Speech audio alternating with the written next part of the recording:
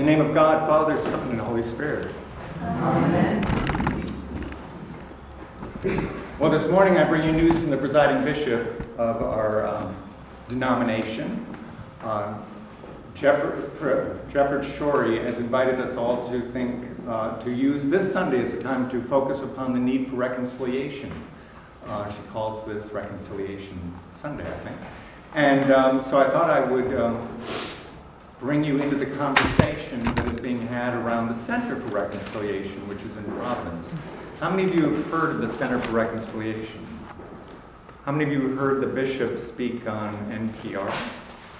No. There is a link so you all can get caught up on his comments.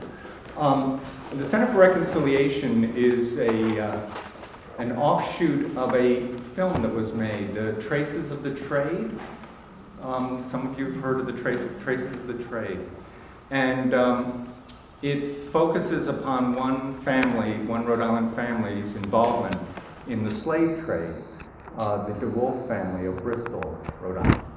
And as it happened, Jan and I were both in Bristol when the movie was being made. Jan there as it began, when the family gathered at St. Michael's, Bristol, to launch a journey of tracing the trade route, what's called the Trade Triangle, where rum was exported from Bristol to East Africa.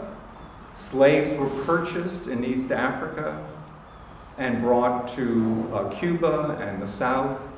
And then sugarcane was brought north and rum was made. And so there's the slave triangle. There was a lot of money caught up in that. And it was an economy, it was probably arguably the basis of the economy of colonial Rhode Island. Everyone was involved in some way or another, because all of the industry that evolved was focused on supporting the slave trade. Boat building,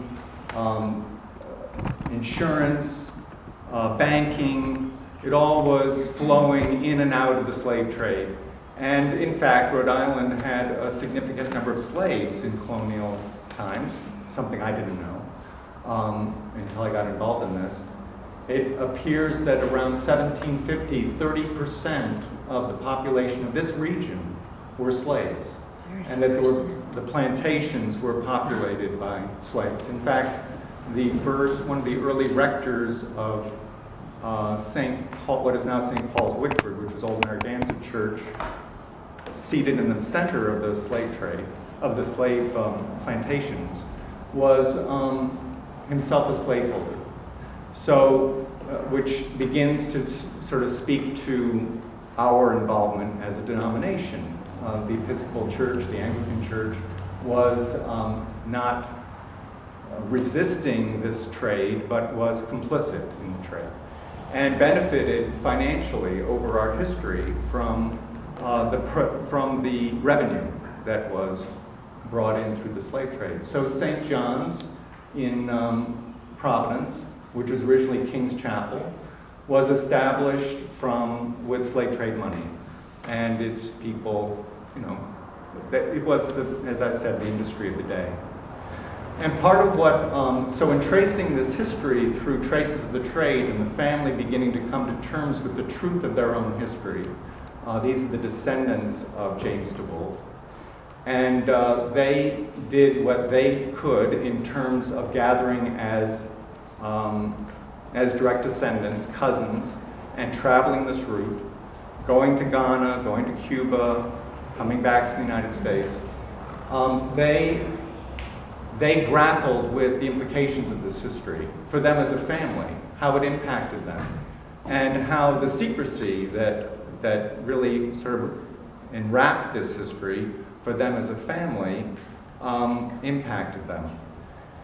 Because indeed, it wasn't that the whole family was willing to look at this truth. There was division within the DeWolf descendants about whether this truth needed to be spoken about, that it had been covered up for years. And in fact, if you had gone to Linden Place in Bristol, even 10 years ago, you would have heard that the basis of the fortune of the DeWolfs was in fact the slave trade. It was never mentioned. but that's indeed the truth of it. In post-colonial times, the slave trade was based in Bristol, and it was orchestrated and benefited the DeWolf family. So why talk about it? Well, because it's a secret in our family as well. We as a denomination have not been willing to look at our complicity at an early time in setting in motion issues of race in this country, which we've inherited today. That even the idea that there is race is an artificial sort of thing, the way it's spoken of in this country or experienced in this country. That for other areas of the world, a person was not enslaved based on skin color, but in this country, slavery was almost exclusively blacks. There were Native Americans that were also enslaved, and our history includes the oppression of that people. And the consequences of that down through the generations has been to establish a culture where it is hard for us to feel, as privileged white Americans, the separation and oppression that is rendered upon those of color in our country today.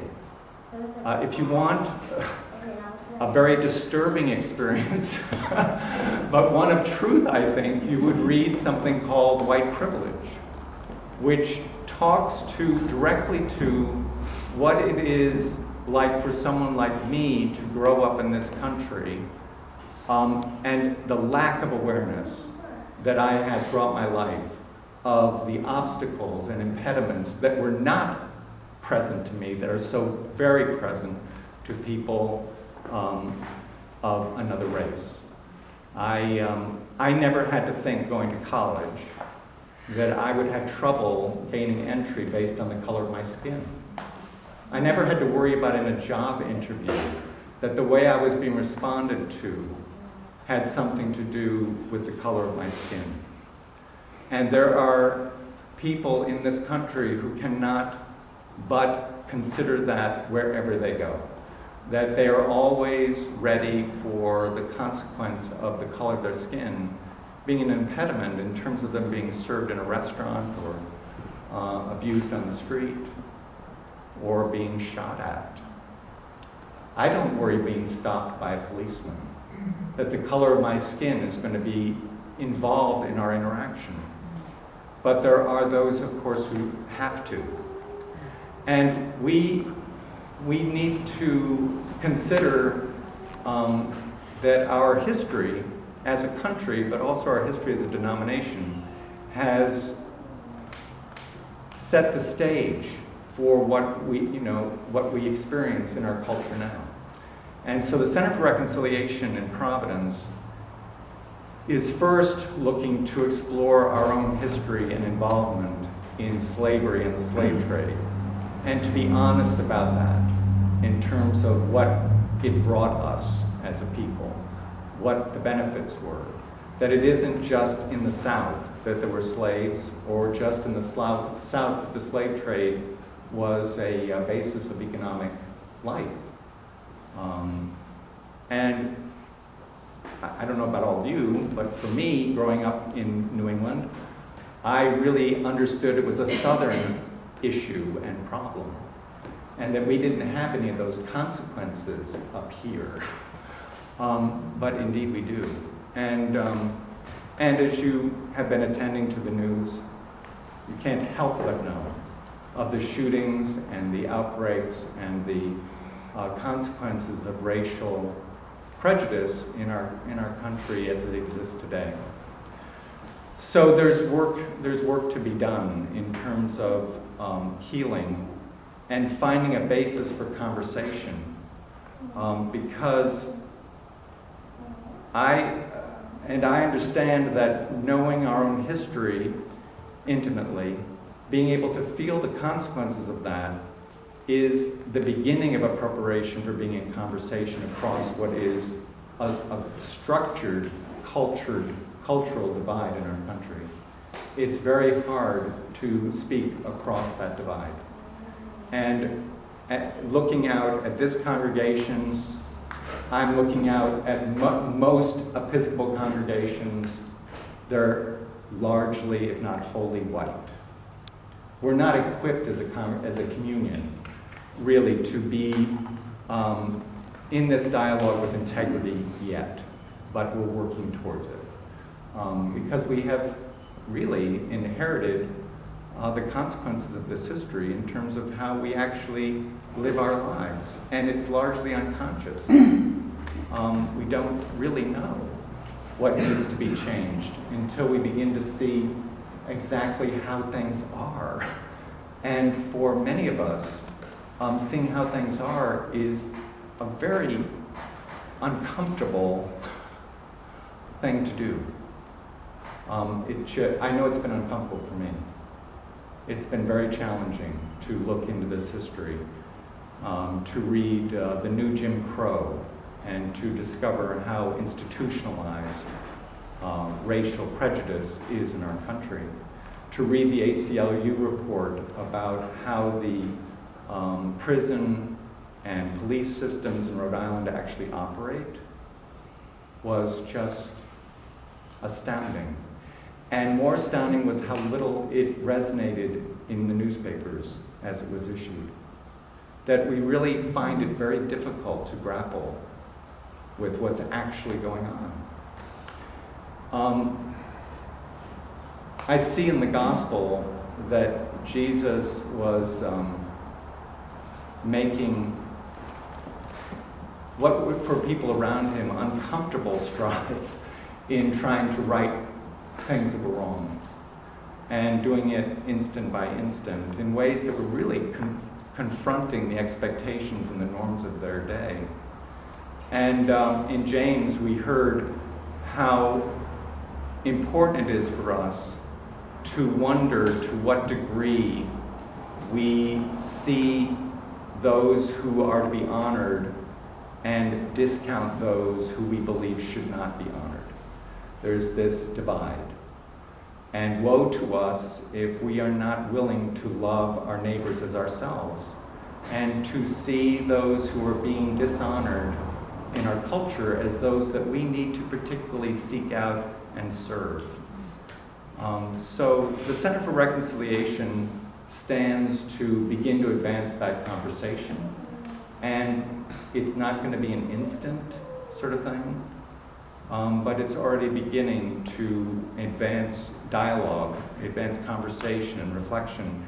And it's not going to be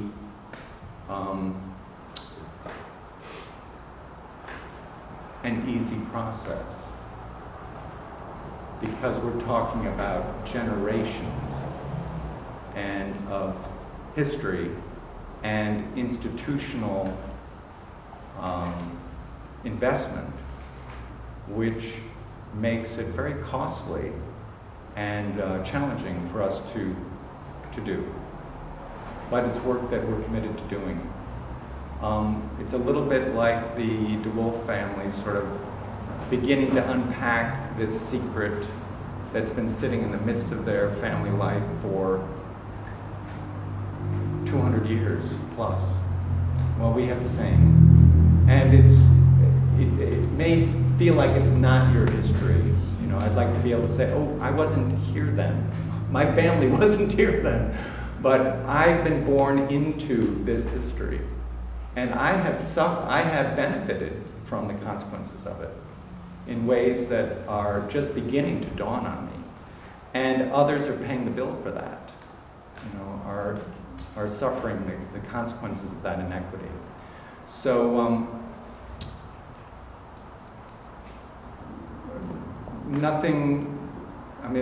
much more to say, much more for us to be in conversation about. But on this day that our presiding bishop has asked us to be in conversation about the need for reconciliation, well, indeed, the Center for Reconciliation in Providence is about that conversation.